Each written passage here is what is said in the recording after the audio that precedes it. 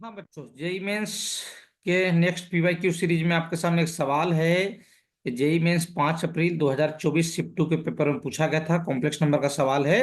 देख लीजिए सवाल क्या है। बोला जा रहा है let S1 is equal to Z belongs to complex number modulus of Z less than is equal to क्या 5।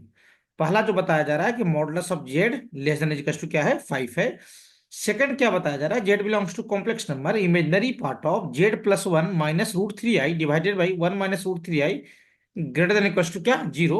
और तीसरा बताया जा रहा है Z belongs to complex number real part of Z greater than equal to क्या zero. Then the area of the region S1 intersection S2 intersection 3। ये तीनों से जो रीजन बनेंगे या तीनों का जो लोकस होगा उनका इंटरसेक्शन लेना है, मतलब कॉमन लेना है। उस कॉमन रीजन का आपको एरिया बताना है। अब सुनिए ध्यान से, पहली चीज मैं बता दूं आपको, कभी भी कॉम्प्लेक्स नंबर में ऐसा लिखा रहे mod of Z less than equal to क्या आर, तो ये किसको रिप्रेजेंट करता है? Represent inner part of circle. Inner part of क्या सर्कल। ये किसको रिप्रेजेंट करता है? इनर पार्ट ऑफ क्या सर्कल। और यहाँ पे सेंटर जो हो जाएगा, सेंटर हो जाएगा जीरो जीरो। और कुछ माइनस जेड नॉट रहता, जी modulus of Z minus Z not रहता तो सेंटर जेड नॉट हो जाता। फिलहाल यहाँ पे जेड के साथ कोई माइनस नहीं है, तो यहाँ पे सेंटर क्या आ जाएगा जीरो जीरो। और रेडियस जो हो जाएगा इसका आर के इक्वल हो जाएगा, मतलब कुछ ऐसी स्थिति रहेगी। सेंटर इसका जीरो जीरो हो जाएगा और रेडियस क्या हो जाएगा इसका आर हो जाएगा। सही है। अच्छा, ये क्या होगा? क्या सर्कल का सरकमफेरेंस होगा? नहीं सर, सर्कल का इनर पार्ट होगा। सरकमफेरेंस इंक्लूडेड है इसमें, मैं पहले बता दूं आपको कारण। कारण ये है कि यहाँ पे इक्वल टू लगा हुआ है, ये बहुत लोग जानते होंगे। सही है। हाँ सर। तो पहला जो लोकस है अपना, वो क्या बताया गया है sir? Modulus of Z less than equal to क्या 5। तो ये एक सर्कल को रिप्रेजेंट कर रहा है, सर्कल के इनर पार्ट को, जिसका सेंटर क्या है जीरो जीरो, ये सेंटर है। और रेडियस क्या है सर 5 है। और इसके अंदर वाले हिस्से को ये दिखा रहा है लोकस। और बाउंड्री इंक्लूड है क्योंकि यहाँ पे इक्वल टू लगा हुआ है। सही है। तो पहला लोकस तो अपने को समझ में आ रहा है कि सर्कल के अंदर वाले हिस्से को दिखा रहा है, इंक्लूडिंग बाउंड्री, इंक्लूडिंग सरकमफेरेंस। इसका रेडियस कितना है? इसका रेडियस 5 के इक्वल है। ये समझ में आ गया? ठीक है। हाँ सर। सेकंड वाले पे आते हैं। सेकंड वाला क्या बोला जा रहा है, सुनिए ध्यान से। बोला जा रहा है imaginary part of Z minus one Z plus one minus root three I. क्या बोला जा रहा है सर? एक कॉम्प्लेक्स नंबर है जेड प्लस वन माइनस क्या है रूट थ्री आई है। सही है। हाँ सर। और divided by one minus root three I है। सही है। ये कॉम्प्लेक्स नंबर है ना? देख लो ये अंदर वाला जो लिखा हूं, जेड प्लस वन माइनस क्या root three I divided by one minus root three I, ये एक कॉम्प्लेक्स नंबर है सी। वो बोला जा रहा है कि इमेजिनरी पार्ट ऑफ जो सी है, ये सी पूरा इसको बोला हूं। सही है। ये पूरे क्या बोलते हैं सी, इमेजिनरी पार्ट ऑफ सी जो है ग्रेटर देन इक्वल टू क्या है जीरो है। अच्छा भाई साहब, imaginary part of C greater than equal to क्या है जीरो है। चलिए इसको कैसे डील करते हैं, सुनना ध्यान से। सबसे पहली बात, मैं इसको सिंप्लीफाई करता हूं। यहां और यहां देखो दोनों एक ही चीज है, तो सेपरेट कर लो इसको। अच्छा, यहाँ पे आई लगा हुआ है, z divided by one minus root three i लिख लो। और one minus root three I divided by one minus क्या लिख लो रूट थ्री आई लिख लो। क्या किया हूं समझ आ रहा है? सेपरेट कर दिया हूं डिनोमिनेटर को, इसके ऊपर अलग से और ये दोनों के ऊपर अलग से। अब ये कैंसिल हो जाएगा, ये आ जाएगा वन। लोकस के लिए पुट जेड की वैल्यू क्या कर देते हैं अपन, एक्स प्लस क्या आई बाई। सही है। हाँ सर। तो सी की वैल्यू क्या आ जाएगा sir, x plus I by divided by क्या वन माइनस क्या रूट थ्री आई। सही है। हाँ सर। और इसको थोड़ा रेशनलाइज कर लेता हूं ताकि नीचे वाला आई खत्म हो जाए, यानी कॉन्जुगेट से ऊपर नीचे मल्टीप्लाई। आप जानते होंगे कैसा किया जाता है, कोई दिक्कत नहीं सर। अब पूरे से बाहर में प्लस वन है। हमें मतलब किससे है? इमेजिनरी पार्ट ऑफ सी, तो ये तो कोई काम का है ही नहीं क्योंकि ये इमेजिनरी पार्ट क्रिएट कर ही नहीं पाएगा, ये तो वन है। हाँ सर। क्यों ना अपन सिर्फ और सिर्फ किस पे फोकस करें, इमेजिनरी पार्ट पे। तो इमेजिनरी पार्ट ऑफ सी में लिखने जा रहा हूं। इमेजिनरी पार्ट वो होगा जिसमें आई का टर्म लग रहा होगा। तो देखो ये यहां से मल्टीप्लाई होगा तो आई का टर्म क्रिएट कर लेगा, तो रूट थ्री एक्स। और इमेजिनरी पार्ट अगर बोल दिएगा तो आई मत लगाओ। अब सुनना ध्यान से, अगर ये y यहां मल्टीप्लाई होगा तो भी इमेजिनरी टर्म क्रिएट कर लेगा। हाँ सर। ये सब इमेजिनरी पार्ट का लगे, बाकी को मैं क्यों लिखूं भाई, बाकी से कोई मतलब है ही नहीं। अब नीचे में मल्टीप्लाई करोगे तो a माइनस आई बी और a plus I B multiply होकर होता है ए स्क्वायर प्लस क्या बी स्क्वायर। तो नीचे हो जाएगा वन स्क्वायर प्लस का रूट थ्री का स्क्वायर यानी क्या थ्री। सही है। देख लो भैया, मेरे ख्याल से कोई दिक्कत नहीं है। ये आ जाएगा root three X plus Y divided में नीचे आ जाएगा क्या हो जाएगा फोर हो जाएगा। ठीक है। अच्छा, ये अभी तक इमेजिनरी पार्ट ऑफ सी मिला है, ये वाला चीज ये क्या है, इमेजिनरी पार्ट ऑफ क्या है सी है। उसने क्या बोला कि imaginary part of C greater than equal to zero, तो अपन भी वैसे ही करते हैं सर।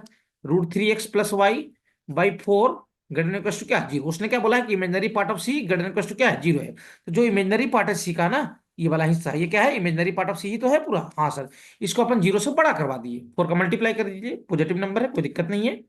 तो √3x + y greater than to क्या आ जाएगा, 0। ये आया आपका सेकंड लोकस, ये सेकंड रीजन बोल सकते हो। सर इसको प्लॉट कैसे करेंगे, सुनिए ध्यान से। इसको प्लॉट करने का तरीका होगा, चलो इसको मैं बता दे रहा हूं आपको, कि सबसे पहले इसको इक्वल टू में कन्वर्ट कर लो। किसमें, इक्वल टू। तरीका क्या होता है, तो √3x + y इक्वल टू क्या आ जाएगा, 0। सही है, तो ये एक स्ट्रेट लाइन इक्वेशन बन गया, है ना। जो इक्वेशन क्या है, y इक्वल टू क्या, -√3x, यानी y इक्वल टू mx। सही है, जो कहां से पास हो रहा है, ओरिजिन से। कांस्टेंट है ही नहीं इसमें। हाँ सर, पहली बात, ये लाइन तो ऐसा बन गया, ये कौन सा लाइन बना सर, ये लाइन बन गया y इक्वल टू क्या, -√3x। हाँ सर, अब सुनना, लेकिन अपने को ये लाइन थोड़ी चाहिए, अपने को तो चाहिए √3x + y greater than to क्या, 0। तो अब एक आध नोन पॉइंट जो लाइन के ऊपर साइड में हो या लोअर साइड में, उसको ढूंढ लो। तो एक नोन पॉइंट तो मुझे साफ साफ दिख रहा है, कौन, 1,0। 1,0 हमको पता है लाइन के ऊपर वाले हिस्से में है। हाँ सर, या 0,1 ये भी कर सकते हो। सही है, ये भी हमको पता है लाइन के कहाँ पे है, ऊपर साइड में है। चाहे इसको उठाओ या इसको उठाओ। अगर मैं इसको उठाता हूं, तो x की वैल्यू 0 है और y की वैल्यू कितना है, 1 है। सही है। हाँ सर, ध्यान सुनना, इसको रखो यहाँ पे, किसमें, ये वाले में, √3x + y greater than to क्या, 0 वाले में, इसमें रखो। अच्छा, x की वैल्यू 0 रखा तो ये 0 हो जाएगा, और y की वैल्यू 1 रखा तो 1 greater than to true, 1 greater than to क्या, 0। क्या 1 0 या 0 से बड़ा होता है, हाँ बिल्कुल होता है। तो अगर ये स्टेटमेंट ट्रू आया ना, तो जिस साइड का पॉइंट लिए हो ना, अगर ये स्टेटमेंट ट्रू आया ना, तो आप जिस साइड का पॉइंट लिए हो, उस साइड वाले को कलर कर देना है। समझ में आया, मतलब पॉइंट इस साइड वाला था, अपर वाला, तो अपर साइड वाला क्या हो जाएगा, कलर हो जाएगा। ये कुछ ऐसा बन गया। सही है। और इस लाइन का स्लोप कितना है रे, स्लोप है -√3। सही है, स्लोप -√3 है। तो कभी ये एंगल की रिक्वायरमेंट हो गई, ये वाले एंगल की, समझ आ रहा है, ये पूरा एंगल यहाँ से यहाँ तक एंगल, तो ये स्लोप एंगल एक तरीके से, यही एंगल स्लोप डिसाइड करता है। तो ये जो थीटा है, ये tan थीटा क्या हो जाएगा, -√3, आगे जरूरत पड़ेगा इसलिए हम निकाल दे रहे हैं अभी। ये थीटा है आपका 120 डिग्री। समझ में आया। हाँ सर, इसकी जरूरत अपने को पड़ सकती है। चलिए, अब तीसरा क्या बोला जा रहा है, तीसरा लोकस तो आसान है भाई साहब, real part of Z greater than to क्या, 0। तो real part of Z greater than to 0 का मतलब ये हो गया, सर सुनना ध्यान से, जेड की वैल्यू आपने x + i/, रखा था। जेड की वैल्यू क्या रखा था, x+ क्या, i/, इसका रियल पार्ट क्या है, x, यानी x आपका 0 है, 0 से क्या है, बड़ा है। अब तीनों को क्या करना है आपको ना, तीनों लोकस को एक ही डायग्राम में रिप्रेजेंट करना है, और उसके बाद एरिया बनाना है। अच्छा आइए करते हैं सर जी, सुनना ध्यान से, बड़े आराम आराम से। पहला लोकस तो सर्कल था, पहला क्या था, सर्कल था, जिसका सेंटर क्या था, 0 0, और रेडियस क्या था, 5। और सर्कल का कौन सा हिस्सा था, इनर पार्ट। चलिए, रेडियस 5 और सेंटर क्या, 0 0 0 0। और ये क्या आ जाएगा, 5,0। और ये क्या आ जाएगा सर, -5,0। और ऊपर क्या आ जाएगा सर, 0,5। और नीचे क्या आ जाएगा, 0, क्या, -5। सही है। इसको ऐसे करके आप क्या करो, ऐसे मिला डालो। सही है। क्या सर्कल को रिप्रेजेंट किया था, सर सर्कल के इनर वाले हिस्से को इंक्लूडिंग बाउंड्री, ये पहला लोकस था। सही है। हाँ सर, पहला वाला लोकस ये था आपका, पूरा अंदर का हिस्सा, जिसमें बाउंड्री क्या था, इंक्लूडेड था, ये पूरा, ये हर जगह पे आपका जेड है ऐसा। ये पहला वाला लोकस ऐसा बताया, ये जो ब्लैक वाला हिस्सा है, पूरा पूरा अंदर में बाउंड्री को इंक्लूड करते हुए। अच्छा, दूसरा वाला, सेकंड वाला तो यहाँ पे ऐसा देखो ना, ये लाइन वाला, ये लाइन को पास करूंगा सबसे पहले कहाँ से, ओरिजिन से, और कुछ ऐसी लाइन क्रॉस हुई थी, ये लाइन था। सही है। ये लाइन, ये वाला एंगल कितना बनाया था रे, सर ये एंगल था 120 डिग्री। ये एंगल कितना था, 120 डिग्री, या रेडियन में बोले तो 2π/3। अब इसके कौन सा वाला हिस्सा था सर, इसके अपर साइड का हिस्सा, ऊपर वाला ना। ओ सर, तो मतलब कुछ ऐसा, ऐसा देखो, इस टाइप से, इस सेकंड लोकस था। तो दोनों कॉमन हिस्सा कहां से हो गया, इस लाइन से ऊपर वाला ना, और सर्कल के अंदर।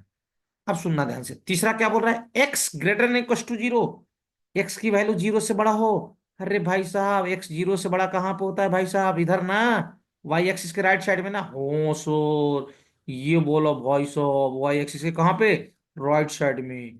तो तीनों का अगर कॉमन पट्टी देखोगे, लाइन का ऊपर का हिस्सा, सर्किल के अंदर का हिस्सा, तो जो कॉमन रीजन दिखने वाला है ना, मैं आपको बता दे रहा हूँ कॉमन रीजन कैसा दिखेगा।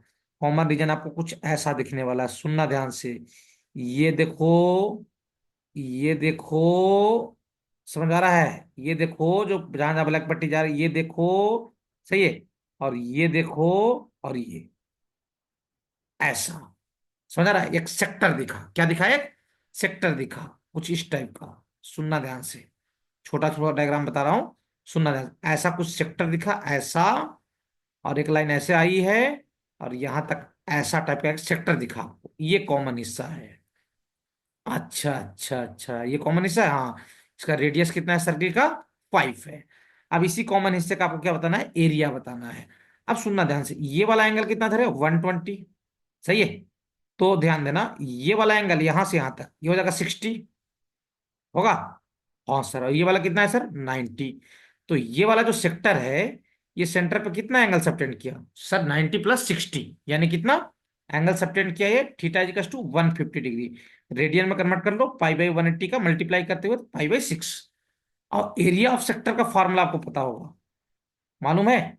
एरिया ऑफ सेक्टर का फॉर्मूला होता है sir half R square theta. R क्या होता है सर? रेडियस। रेडियस कितना है सर? 5। सही है। और थीटा रेडियन में लिया जाता है, जो कि है 5 5 पाई बाई क्या? 6। तो 5 पाई बाई क्या? 6, देख लो भैया। हाफ आर स्क्वायर ना, यहाँ 5 का स्क्वायर आएगा। सही है। तो 25 × 5 125, पाई डिवाइडेड बाई 2 6 जा कितना? 12। तो 125 डिवाइडेड बाई क्या? 12 इज क्या? Correct answer. थोड़ा सा वीडियो लंबा हुआ है, लेकिन समझाने में समय लगा है भाई साहब। सही है। बाकी ये सब कोई टफ क्वेश्चन नहीं होते। अगर आपके हाथ बिल्कुल स्मूथ है, बहुत जल्दी जल्दी ये सब कुछ समझ आते हैं। 125 पे क्या? 12, यानी फोर्थ ऑप्शन इज क्या? करेक्ट। देख लीजिए भैया, मेरे ख्याल से कोई दिक्कत नहीं जाना चाहिए आपको, आसान सवाल था।